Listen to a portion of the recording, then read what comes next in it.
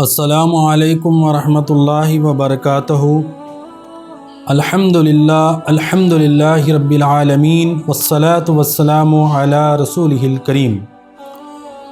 سامعین، آج ہمارا موضوع ہے فرشتے کیوں نازل ہوتے ہیں۔ یعنی شب قدر میں جو بات مشہور ہے کہ فرشتے نازل ہوتے ہیں، یہ کیوں نازل ہوتے ہیں؟ تو آئیے سمجھنے کی کوشش کرتے ہیں اور سوچیے آخر یہ وجہ کیا ہے کہ اللہ تبارک و تعالی اس رات میں فرشتوں کو نازل فرما رہا ہے۔ آخر شب قدر میں فرشتے نازل ہوتے ہیں، کیوں نازل ہوتے ہیں؟ جب فرشتے خود تسبیح اور تحمل اور قیام، رکوع، سجود، اللہ کی بارگاہ میں عبادت سے سرشار ہیں،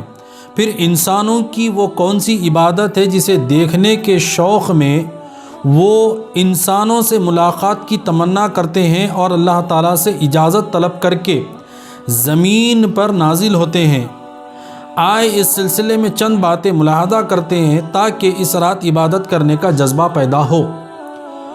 تو آپ نے سنا کہ فرشتے خود عبادت کرنے والے ہیں، وہ تسبیح کرنے والے ہیں، اللہ کی حمد کرنے والے ہیں، سجدے میں ہیں، رکوع میں ہیں، سجود میں ہیں، قیام میں ہیں، عبادت سے سرشار ہے۔ اس کے باوجود اللہ سے اجازت طلب کر کر زمین پر اترتے ہیں۔ وجہ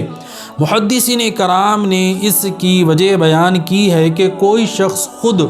بھوکا رہ کر اپنا کھانا کسی اور ضرورت مند کو کھلا دے، یہ وہ نادار عبادت ہے جو فرشتوں میں نہیں، کیونکہ فرشتے کھانے اور پینے سے پاک ہے،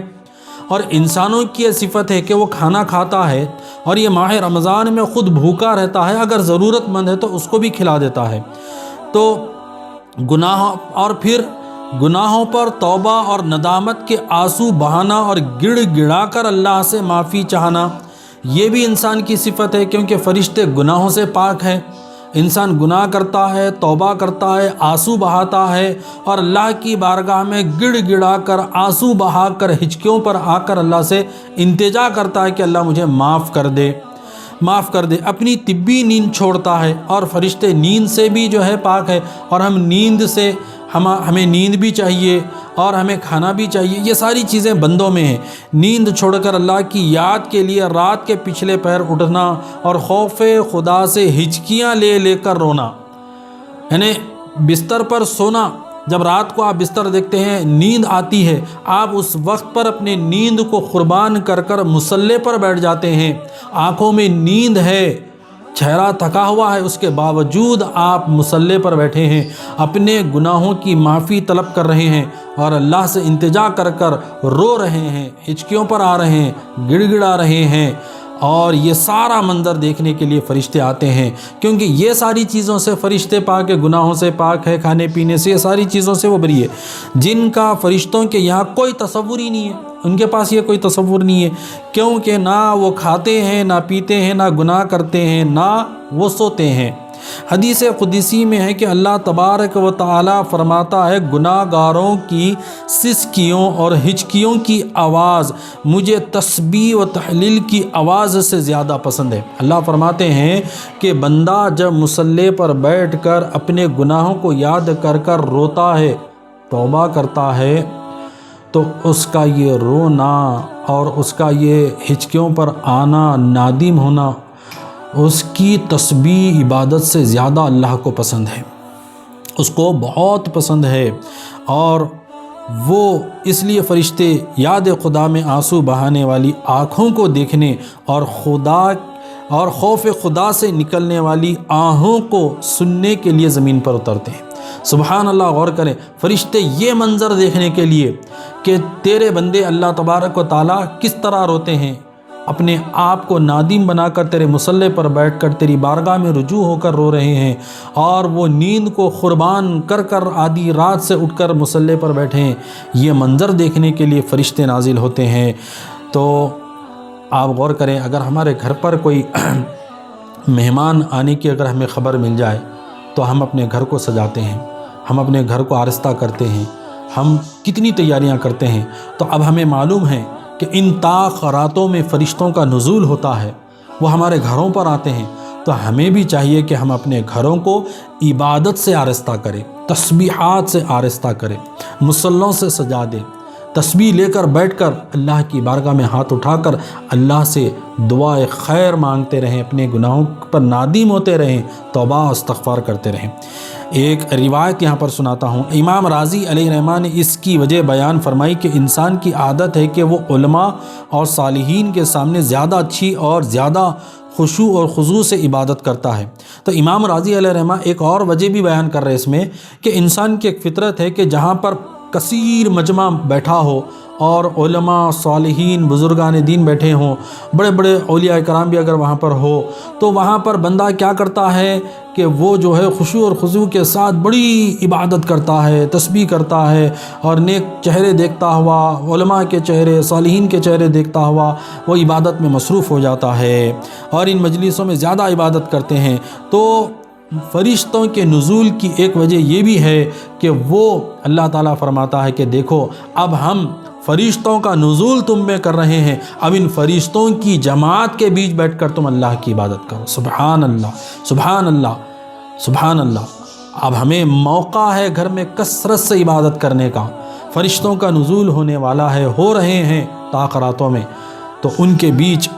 جو ہمیں نظر نہیں آتے، یؤمنون بالغیب، غیب پر ایمان لانا ہے، اور وہ فرشتے نازل ہوتے ہیں، بیٹھے ہوئے ہوتے ہیں، دیکھتے ہیں، تو ہمیں کیا چاہیے کہ ہم کوئی بھی کام اب برخاست کر کر ایک ہی کام کرے، اور وہ کام ہے اللہ کی تسبیح بیان کرے، قرآن پڑھے، گڑ گڑائیں، جیسا کہ ابھی آپ نے سنا اللہ کو سب سے زیادہ پسند توبہ اور اس کے خوف میں رونا، ہچکیوں پر آ کر اللہ سے درخواستیں پیش کرنا، یہ اللہ کو بہت پسند ہے، یہ بہت پسند ہے۔ ایک اور وجہ بھی یہاں پر لکھتے ہیں کہ آپ سنیے کہ وہ استغفار بھی کرتے ہیں، توبہ کرتے ہیں، یہ سارا منظر فرشتے دیکھ کر خوش ہوتے ہیں۔ تو ہمیں چاہیے کہ ہم بندے جب اللہ کے ہیں اور اس کے فرشتے اللہ سے اجازت لے کر اتر رہے ہیں، تو ہم کیوں نہ ایسا منظر پیش کر دے کہ اللہ کی عبادت خشوع و خضوع کے ساتھ کرے، اور ان تقاضوں کو پورا کرے جو شب قدر میں ہونے والی تقاضے ہیں، طاق راتوں میں ہونے والی تقاضے، ان تقاضوں کو پورا کرے۔ حضرت امام راضی علیہ رحمہ ایک اور روایت لکھتے ہیں کہ اللہ تعالیٰ نے وعدہ فرمایا ہے کہ آخرت میں فرشتے مسلمانوں کی زیارت کریں گے، آخرت میں فرشتے مسلمانوں کی زیارت کریں گے اور آ کر سلام عرض کریں گے، الملائکۃ یدخلون علیہم من کل باب سلام علیکم، فرشتے جنت کے ہر دروازے سے ان کے پاس آئیں گے اور آ کر سلام کریں گے۔ اور لیلۃ القدر میں یہ ظاہر فرمایا کہ اگر تم میری عبادت میں مشغول ہو جاؤ تو آخرت تو الگ رہی، دنیا میں بھی فرشتے تمہاری زیارت کو آئیں گے اور تمہیں سلام کریں گے۔ سبحان اللہ، سبحان اللہ، کیا پیاری روایت ہے، کتنی پیاری روایت ہے۔ صحیح مسلم اور حضرت شرح صحیح مسلم میں یہ بات کو روایت کیا ہے کہ بڑی پیاری ہے، یقین مانے ایمان تر و تازہ ہو جاتا ہے کہ آخرت میں تو فرشتے زیارت کریں گے، سلام کریں گے۔ اللہ فرما رہے ہیں شب قدر میں، آخرت کا تو حصہ ہے ہی ہے، شب قدر میں فرشتوں کو بھیج رہا ہوں، وہ تمہاری زیارت کریں گے اور تمہیں سلام کریں گے۔ کن کو؟ جو تسبیح میں بیٹھے رہیں گے، استغفار میں بیٹھے رہیں گے، مصلوں کو سجائے ہوئے، اللہ کی بارگاہ میں آنسوؤں کو تر کیے ہوئے، اللہ سے ندامت کے، اللہ کی بارگاہ میں نادم ہو کر اپنے گناہوں سے توبہ کرتے ہوئے اپنی عبادتوں کو پیش کرتے رہیں گے، ایسوں کی وہ زیارت کریں گے۔ تو پھر ہم کیوں اپنے وقت کو خراب کریں؟ آئے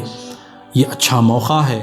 ہمیں چاہیے کہ ہم کثرت سے ان طاق راتوں میں عبادت کر کر اللہ کو راضی کر لے، اور جو فرشتے آ رہے ہیں جب وہ ہمیں دیکھے تو وہ کہیں کہ اللہ واقعی طور پر تیرے بندے تیری بارگاہ میں بیٹھ کر تیری عبادت کر رہے ہیں، تسبیح کر رہے ہیں، رو رہے ہیں، گڑ گڑا رہے ہیں، تجھے راضی کر رہے ہیں، تو اس سے راضی ہو جا۔ اور ہم جب دعائیں کرتے ہیں تو وہ آمین کہہ رہے ہیں۔ تو اتنے اچھے موقع جب اللہ ہمیں دے رہا ہے تو یہی وجہ ہے فرشتے کیوں نازل ہوتے ہیں، اسی وجہ نازل ہوتے ہیں کہ وہ ہمیں دیکھیں کہ ہم کیسی عبادت کرتے ہیں۔ اللہ تعالیٰ سے دعا کرتے ہیں کہ اللہ پاک ہمیں